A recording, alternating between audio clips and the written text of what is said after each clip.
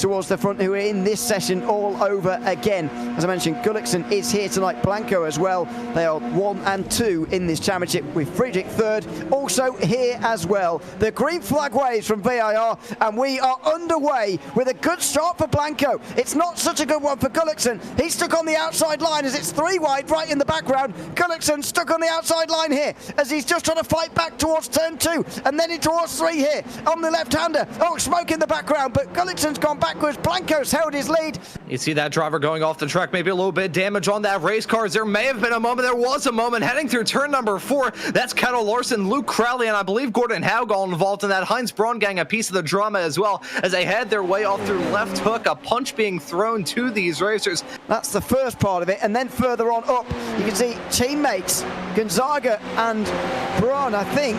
No, that's further up the field, but anyway, they all got caught. Oh my word, they all get caught up in it. That's a right pile up.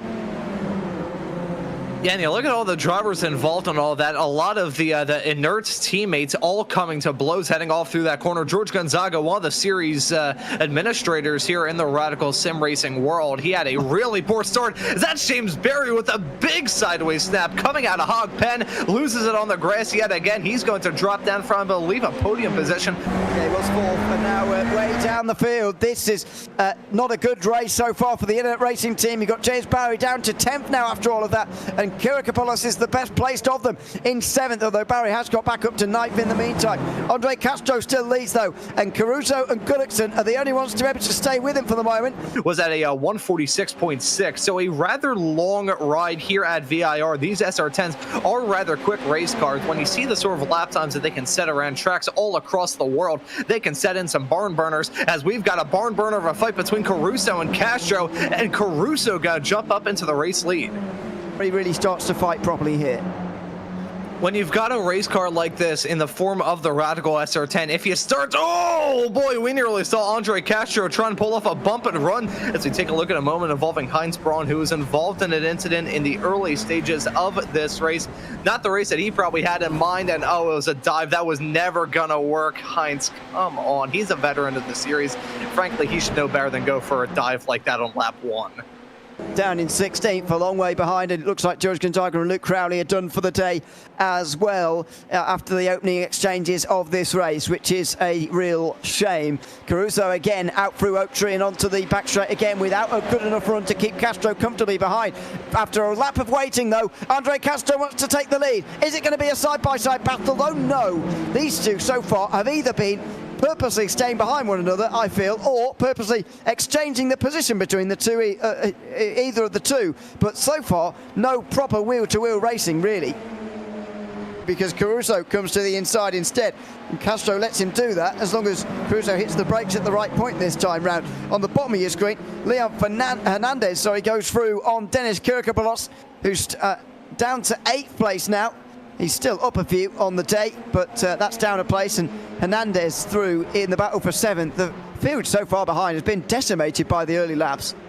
Yeah, and once we get into crunch time for this race, we're going to start to see these drivers go for some bolder and more audacious moves than we have been. You can see missing the braking marker by a country mile down to turn number 1. Kyle Lowe very lucky that it was only himself and Nico's hand cut.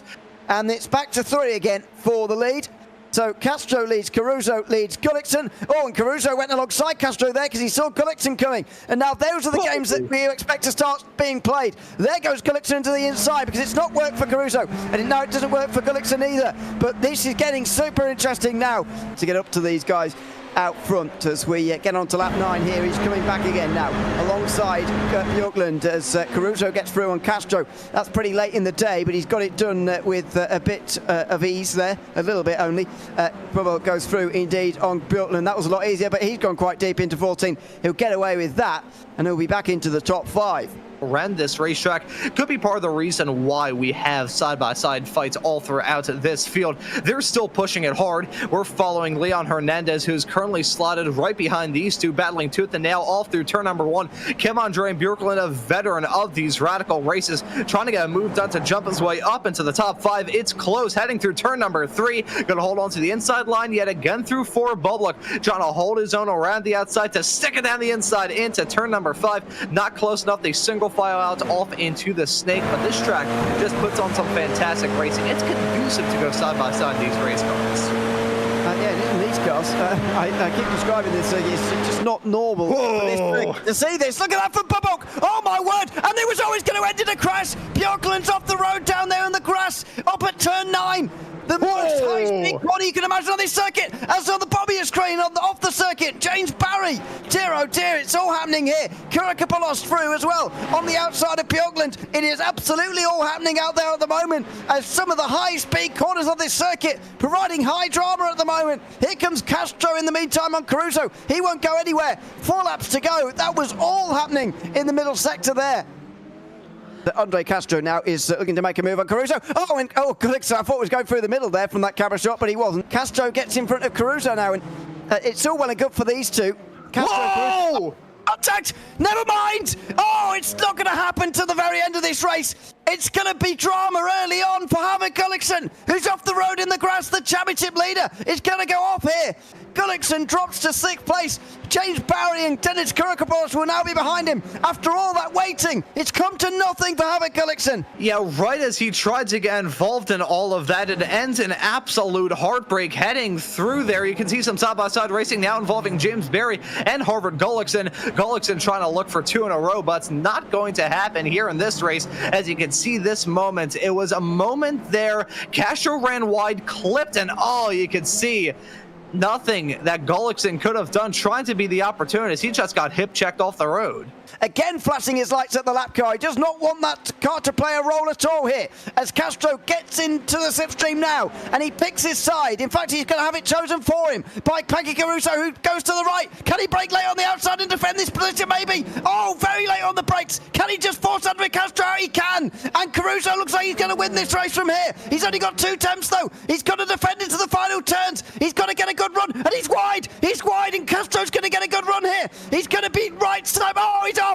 He's trying to get such a good run. He's off the circuit here, off into the grass, and he's lawn mowing out there while Peggy Caruso comes through, and he takes the race win here at the Virginia International Raceway. What a fantastic finish to that race. The gap 9 tenths at the line, but it doesn't tell the story. Caruso with a great bit of defense to win that thing at the end.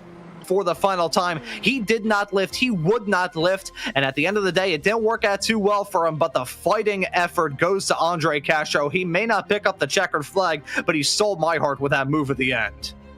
He gave it everything, but he couldn't quite get the win ahead of Caruso, who is, as I say, got 9 temps at the end. Maybe that does flatter him slightly.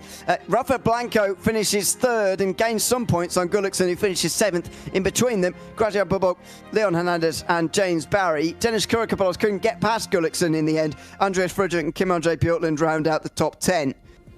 Kjell Larsen finished in 11th, ahead of Nikos Hanke, with Gordon Haag next. Herb Boyard made up 3 places in that race to finish 14th, with Carl Lowe, the last driver, on the lead lap. Heinz Bruin was 1 down in 16th. George Kondaga did actually get back onto the circuit again, finished 4 laps down in the end of that one. 13 laps down with Luke Crowley after getting involved in that opening lap incident, which was a shame for him.